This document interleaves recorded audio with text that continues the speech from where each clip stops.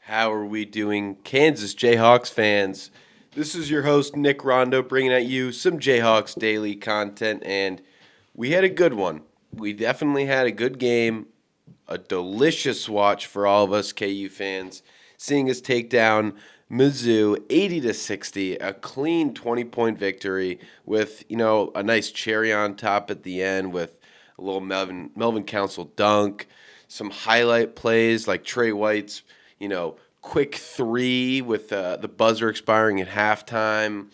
And obviously, Darren Peterson back in the lineup looking just as incredible as ever. Just so much going on that was so fun to watch. I'm sure everyone was sitting down enjoying watching some KU basketball, maybe turned on the Chiefs game last night. Why did I mention that? Did not go well for the Chiefs last night. Looks like their season's done. But this is a Jayhawks podcast, and we're talking about how great this team is looking. I mean, just so many things to break down and talk about. I don't know what I'm more impressed about. Just the fact that this team, yeah, there was some growing pains, and pretty early on, it was still a pretty tight game. We could tell that Darren Peterson was looking good, obviously, but the team wasn't gelling perfectly. Not everyone was fitting their spots. The offense wasn't looking as spectacular as it kind of was in the beginning of the season, but I'm telling you, the game kept going on. We weren't stopping for anybody. We were mounting a slight lead by the end of the half, and then that quick, loose ball. Let's get that ball up to Trey White and just find his feet, throw that ball up, take the 8-point lead going into halftime, and after that point, I think it was just done. That's when it clicked for everybody. Like, wait, no, we're just better than these guys, and that Mizzou team is very good. They are a very good team for sure. A lot of great players on that team. But this team, we've been saying it. We need a top 10 defense, and that's what we've been proving for a long time. For this team this year, we need a top 10 defense nationally, and it's hard not to say I think this team's not top 5 defensively. I mean, they're unbelievable. How long has this streak been going? Mizzou shot, let me check the 3-point numbers. They shot 26% from three. That would be how many consecutive games under 30%? This is unheard of, unprecedented material. I'm very interested to see how long it lasts. I will get a number for every single game. I think it's been literally every single game this season almost. I mean, it's this is stemming back to maybe the UNC game would be the only one that would be over. I mean, it's just everyone's playing so well in their zone defensively. How many times did we see Flory just rise up and swat that ball so clean, just as clean as possible? Bryson Tiller, a couple extra blocks for it. Like, everyone was doing their role in such an elegant way. Like, Melvin Council just collapsing on him completely, barely letting him get through. Like, the only real bright spot you can clearly say about, that team, maybe two, there was a couple, but Mark Mitchell going downhill for Mizzou is a problem. There's a reason he's an all SEC player. He is unbelievable. Once he gets that dribble by you, he pretty much it just some of them were spectacular the way he was finishing at the rim. Very clean. Some of them he was able to get by Flory's hands. It's amazing. But besides that, I mean, yes, Jacob Cruz had, was 3 for 7 from 3 for them. So not bad, but we just swallowed them up. Some of these were just easy baskets for him because it was well handled. This game was, yes, 8-point lead going into halftime. It was, tight, 3 to 4 point game for most of the first half. They had a couple of leads. We had a couple. Not in the second half. It was all KU basketball. There was, from the tip, which obviously there's no tip in the second, but it was just so easy the way that everyone handled it. And yes, we have to talk about it. Darren Peterson is back. We got the announcement the day before, on Saturday, I believe, that Darren Peterson was expected to play. So great news for that. We saw him warm up, and we're like, all right, well, how's Darren going to play? And the thing is what I love about Darren is he's a fellow YouTuber, and he's documenting his journey, and he said, I'm coming back. That was the title, I believe. And what is he speaking about? To all of us idiots out here speculating that he's not going to play basketball, a game he's loved for his entire life, just to wait for the NBA all of a sudden. It's just, these are the things that we do these day and age, and we understand it. But just having to hear these comments come straight from his mouth, it's disappointing. It really is. It's like, these are the same fans that we're supposed to be cheering for you. And yes, there's both sides to it. We can be just as, upset that he wasn't playing, but he was injured, and he can be upset like, I'm injured, and they're like yelling at me saying I'm just taking the money. Like, he's like, I've been playing basketball since I was a kid. I never did it for the money. So you got to give him credit, and you got to just love his performance that he put up. Some amazing shots. Didn't play much of the second half. He only played 23 minutes, which I'm fine with.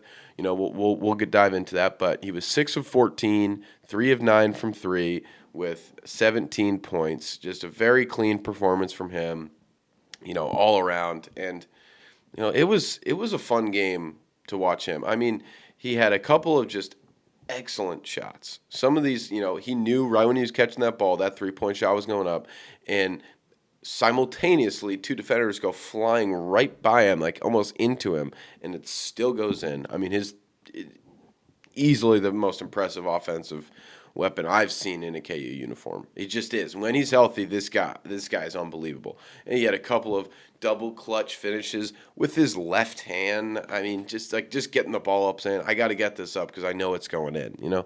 He's so incredibly talented. It's going to be, if he can stay healthy, this team is going to be so much fun. There is such a threat with this team with Darren Peterson, because defensively, it's tough to score on us. And with Darren Peterson, it's tough to defend us. That's what it really makes it.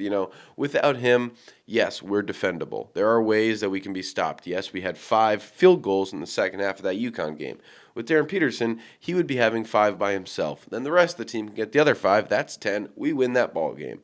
It is so much harder to defend this team with an offensive superpower like Darren Peterson. So very excited that he was able to come back and really display, his full range of offensive game. He defensively, he wasn't quite there. He had a couple of good plays. He was definitely hustling, doing his best, but he's coming off that hamstring injury, and we heard afterwards a couple of comments from Bill, and people keep saying like they're weird, and there are odd comments, but just saying like the whole injury stuff coming up to this was a bunch of BS. Like, everyone just like going at the kid, saying like he's just grabbing it from the money. It's just BS, and you have to agree with it in some sense.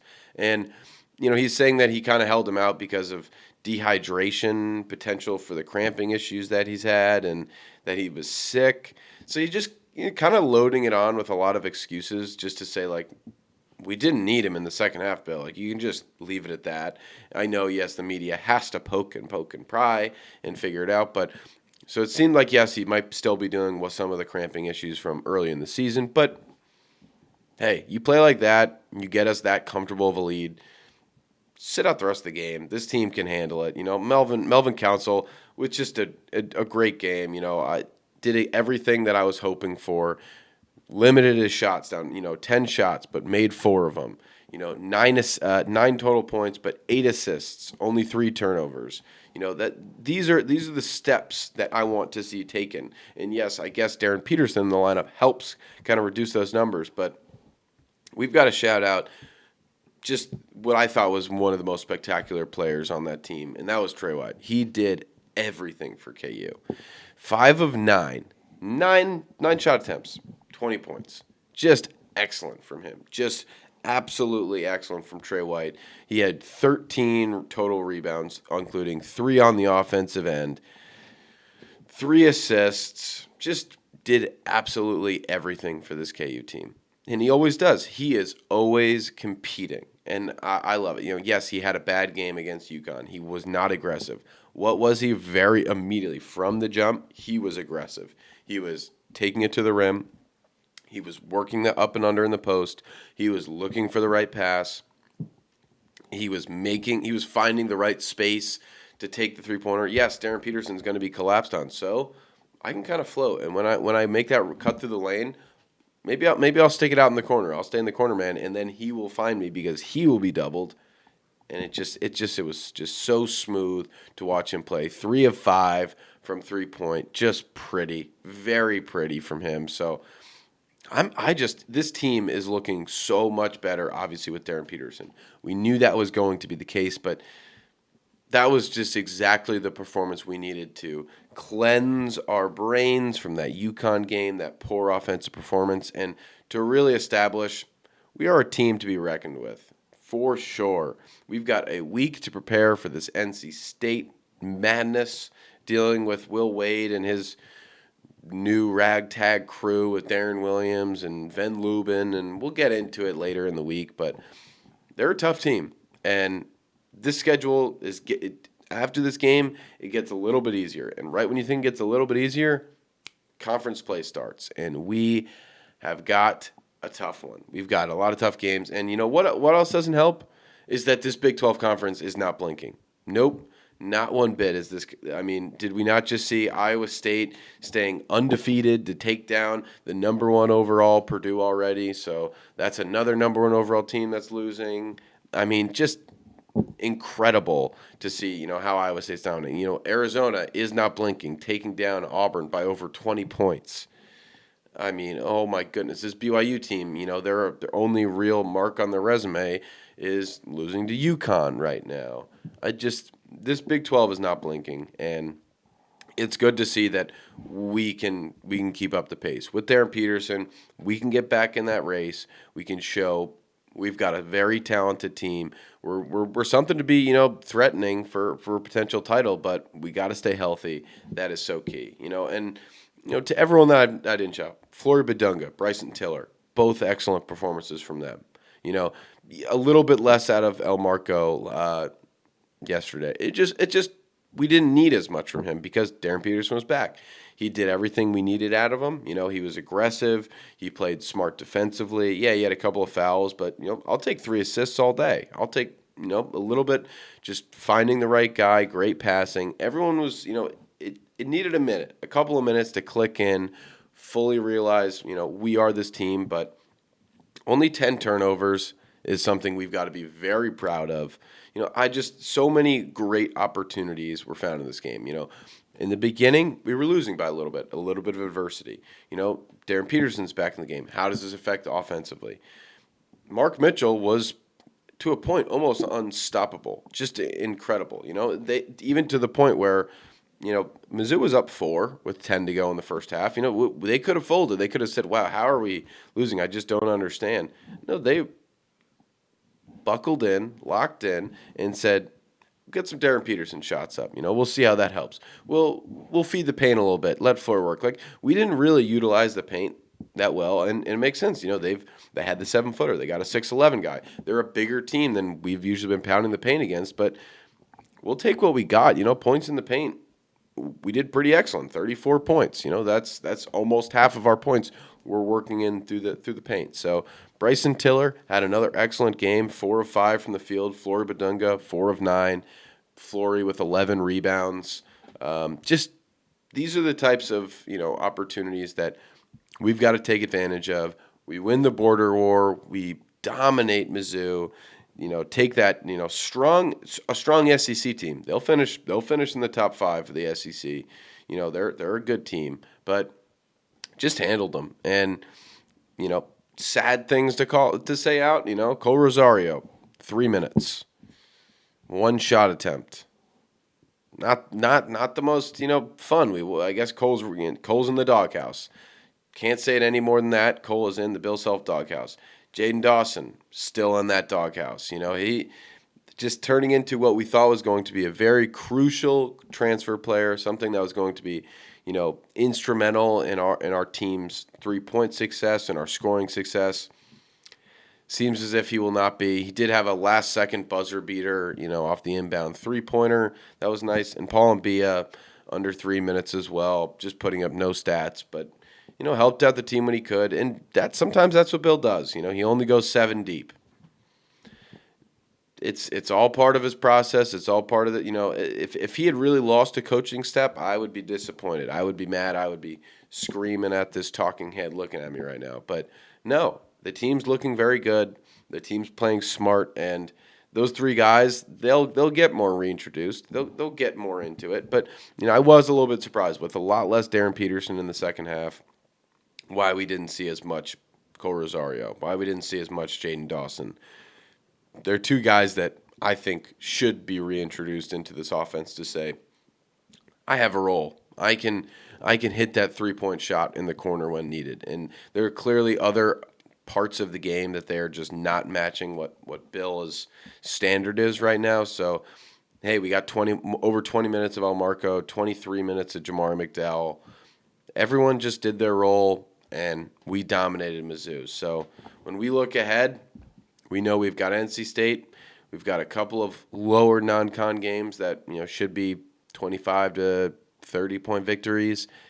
And then we start conference scheduling, and that's when we cannot drop any more games. I am sorry. Not that I want to be dropping this NC State game coming up, but I would much rather lose this than either of the Arizona games. It's make or break time when it goes, tournament time, when we're playing late games in February, tough games in January, early. No, we need to be winning those games, establishing that we are the Big 12, and we'll see how we do, because guess what? Darren Peterson's back, and we are a team again. We are a team again. So thank you guys so much for tuning in. I appreciate so much for the love and support. Like, comment, subscribe. Let me know your thoughts on the game. How did we do? How great was it to see Darren Peterson back in the team? Are we worried maybe this team needed a little bit more time without him? No, of course we did. But thank you guys so much, and on to this next week. Rock Chalk. Go Jayhawks.